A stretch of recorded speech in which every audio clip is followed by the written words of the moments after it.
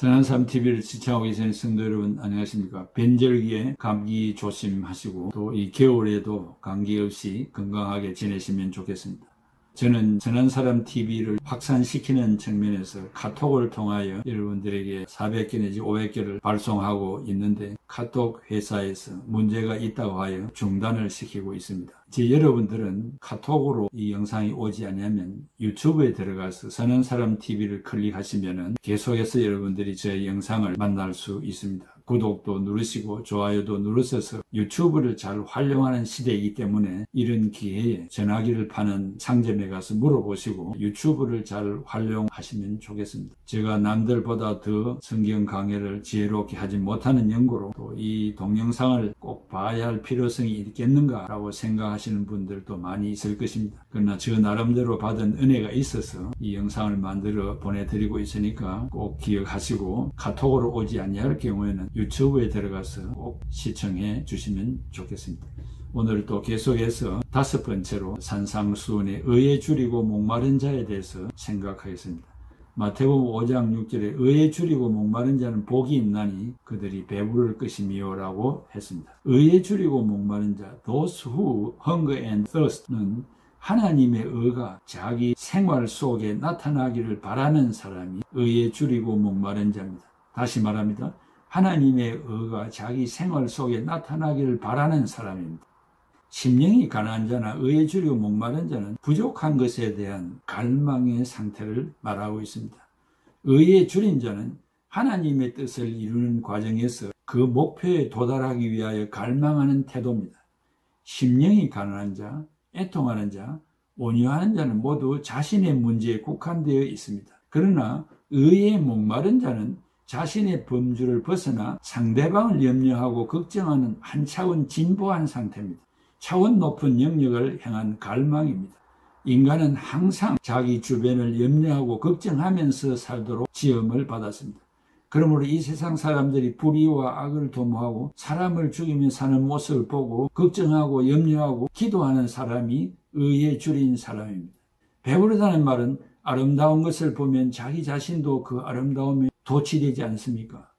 나로 말미암아 나의 주변이 아름다워진다면 그 이상 정신적인 배부름이 어디에 있으며 신앙적인 배부름이 어디에 있겠습니까? 빛이 어둠을 밝히듯이 자신이 주변을 밝힌다면 그 이상 배부를 것이 없을 것입니다.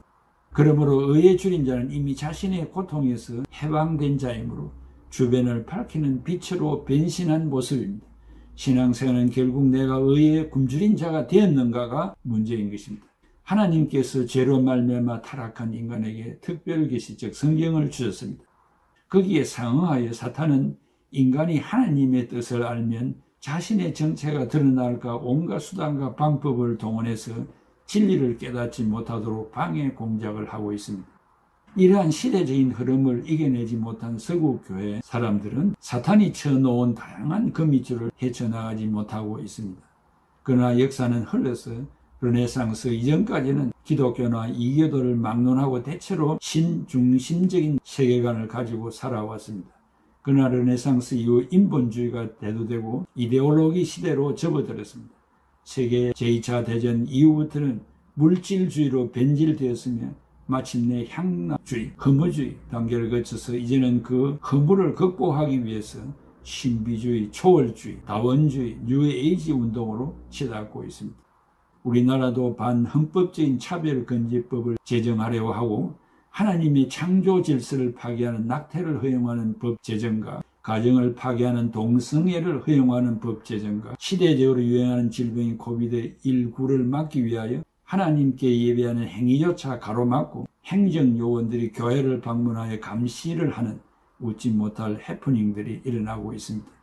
제가 몇 주 전에 어느 교회에 설교를 하는데 신사 두 분이 들어와서 교회를 찾아오는 신자인 줄 알고 비어있는 자리에 앉으라고 했더니 구청에서 나왔습니다. 이렇게 막무가내로 예배 시간인지도 모르고 성전을 출입하고 있습니다. 그래서 어느 집사님을 내보내서 밖에서 이야기하라고 내보낸 일이 있습니다. 급변한 20세기를 살아오면서 사람들은 정신을 차릴 수가 없습니다. 이제 우리는 주님 오실 때가 임박한 것을 알고 무엇을 어떻게 해야 할 것인가를 생각해야 합니다. 우리는 의의 개념을 먼저 생각했습니다. The concept of righteousness. 이 히브리의 뜻과 헬라의 뜻이 있습니다. 먼저 히브리어로 어는 티인이라고 하는데 이것은 옳음, 정의를 말합니다. 시편 116편 5절에 여호와는 은혜로우시며 의로우시며 위 하나님은 긍휼이 많으시도다 라고 했습니다. 하나님은 의롭다고 했습니다. 그 다음에 미슈파트라고 하는데 공평한 것, 합법적인 것을 말합니다. 사무엘하 8장 15절에 다윗이 온 이스라엘을 다스려 다윗이 모든 백성에게 정의와 공의를 행할세. 이 미슈파트입니다. 이사야 56장 1절에 여호와께서 이와 같이 말씀하시기를 너희는 정의를 지키며 의를 행하라. 이는 나의 구원이 가까이 왔고 나의 공의가 나타날 것임이라 하셨다. 그 다음에 차다크, 의롭다, 바르다는 말입니다. 시편 52편 3절에 네가 선보다 악을 사랑하며 의를 바람보다 거짓을 사랑하는도다. 의롭고 바른 생활을 하지 않는 것입니다. 잠언 11장 9절에 악인은 입으로 그의 이웃을 망하게 하여도 의인은 그의 지식으로 말미암아 구원을 얻느니라. 그 다음에 체데크, 곧은 바른 것을 말합니다. 시편 23편 3절에 내 영혼을 소생시키시고 자기 이름을 위하여 의의 길로 인도하시는도다.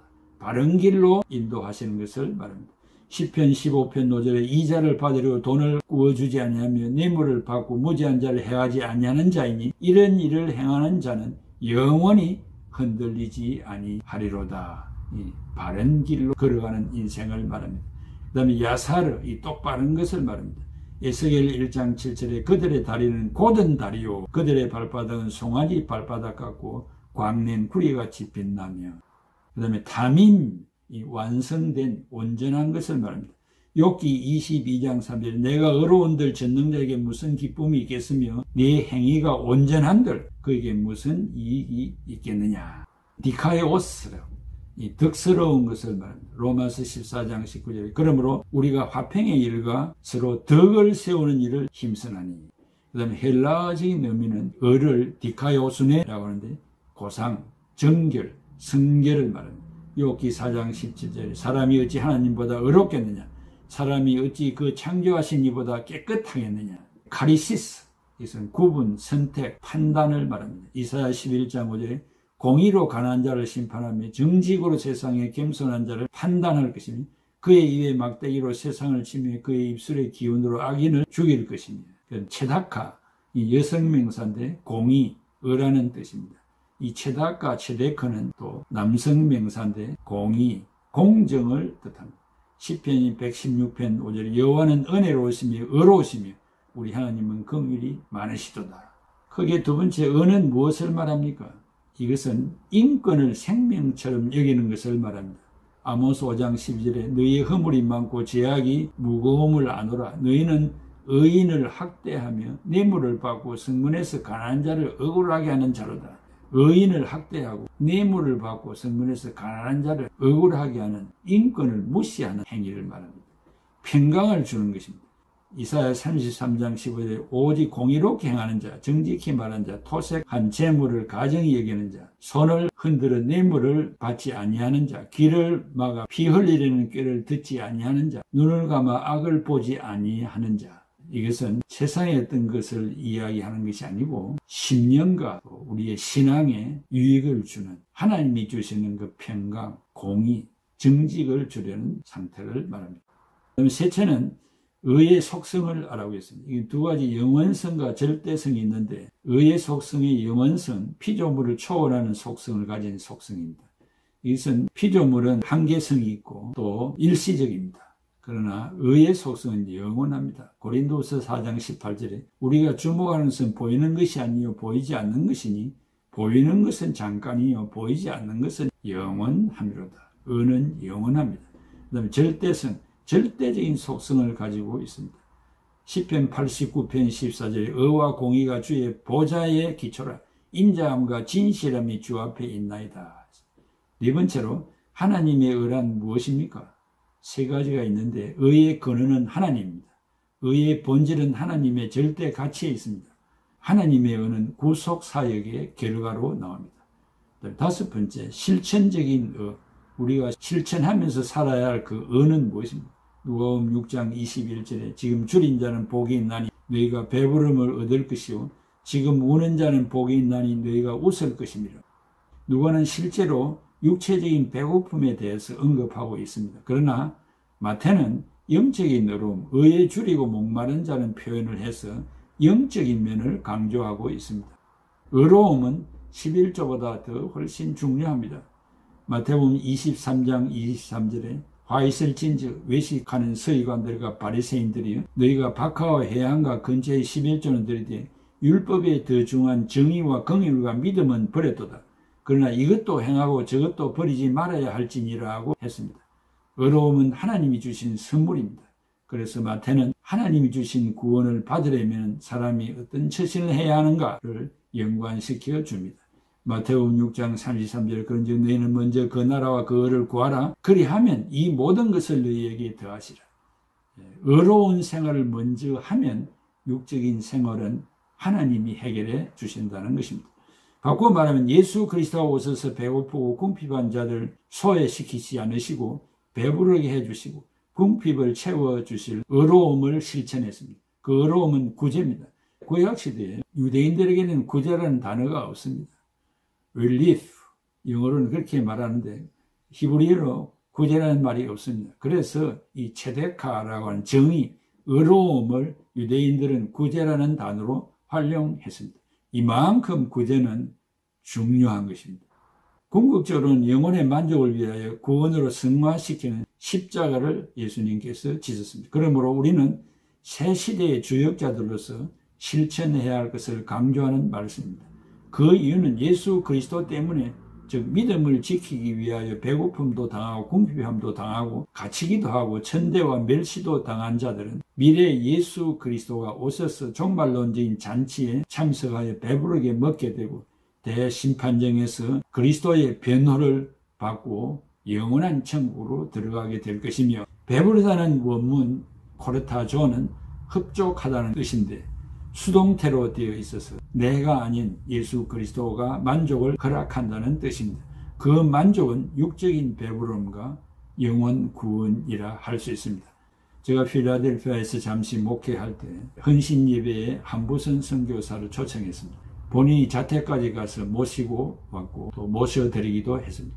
한부선 선교사는 1903년에서 1992년까지 살았습니다. 만주에서 신사참배 반대 운동을 주도했고 해방 후 추록해서 회개운동을 전개했습니다. 한부선 선교사님은 미국 OPC Orthodox Presbyterian Church, 미국 장로교에 속한 선교사입니다. 미 정통 장로교단은 미국이 자유주의로 치닫고 있을 때 북장로교단에서 갈라져 나온 조만한 교단입니다. 1936년 일제가 식민지 야유를 중국 만주까지 뻗칠 때 조선에는 신사참배 강요가 있었습니다.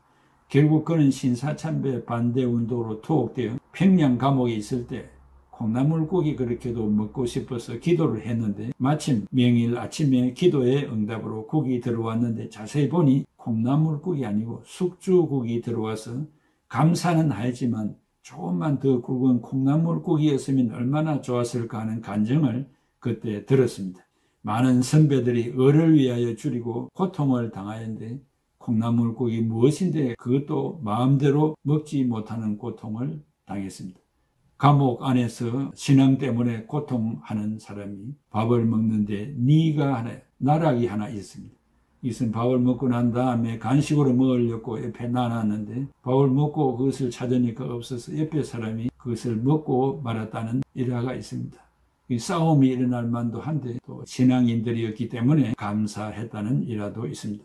참된 너는 나의 신앙을 끝까지 지키려는 것과 예수 그리스도를 위하고 복음을 위하여 고난당하는 것을 말합니다. 의에 줄인다는 말의 뜻이 무엇입니까? 자기의 신앙으로 한번 정리해 보시기를 바랍니다. 하나님의 의가 자기 생활에 나타나기를 바라는 것이라고 했죠. 여러분은 매일의 생활에 하나님의 의가 나타납니까? 내가 의에 줄이고 목마른 자가 되어 본 일이 있습니까? 상대방을 염려하고 걱정하는 한 차원 진부한 상태로 살고 있습니까? 신앙의 선배들은 의를 위하여 목숨을 버렸는데 나는 어떤 생활을 하고 있습니까? 구체적으로 의란 무엇입니까? 실천적인 의는 당장 배고픈 자에게 먹이며 헐벗은 자에게 입히며 병든 자에게 치료해 주는 것인데 이것으로 만족하지 않고 그의 영혼의 만족을 위하여 복음을 전도해서 구원으로 승화시키는 생활을 여러분들 하고 계십니까? 여러분, 의에 줄이고 목마른 자는 복이 있나니 그들이 배부를 것이며, 정신적인 배부름, 신앙적인 배부름을 매일같이 느끼면서 살아갑시다. 이제 기도하고 성가하고 항목을 듣겠습니다. 아버지 하나님, 감사합니다. 의에 줄이고 목마른 자가 되게 하여 주시옵소서. 그리하여 우리의 믿음이 배부르고 정신이 배불러서 땅의 것 가지지 아니해도 만족한 삶을 살아가는 저희들이 되게 해 주시기를 바랍니다. 오늘도 이 말씀을 듣는 사랑하는 성도들이 한 귀로 듣고 흘리지 말게 하여 주시고, 하루하루의 생활에서 내 자신이 어떤 생활을 하며 나로 인해서 어두움을 밝히며 비진리를 진리로 바로 세우는 일에 헌신하는가를 찾아보면서 생활하는 지혜로운 자들이 다 되게 하여 주시옵소서. 예수님의 이름으로 기도하옵나이다. 아멘. 마음이 상한 자를 고치시는 주님, 하늘의 아버지 날 주관하소서.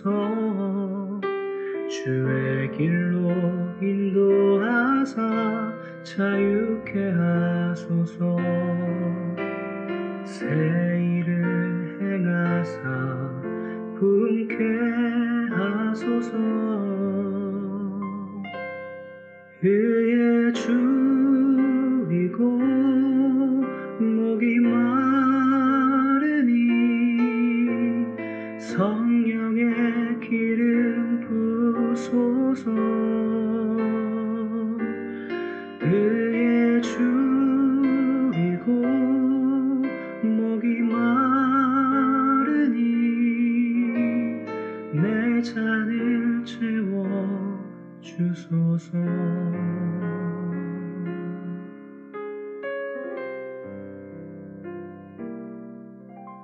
성령으로 채우사 주 보게 하소서. 주의 임재 속에 은혜 알게 하소서. 주 뜻대로 살아가리 세상 끝날까지. 나를 빚으시고 새날 열어주소서. 의에 줄이고 목이 마르니 성령의 기름 부소서. 의에 줄이고 목이 마르니 내 잔을 채워 주소서. 의에 줄이고 목이 마르니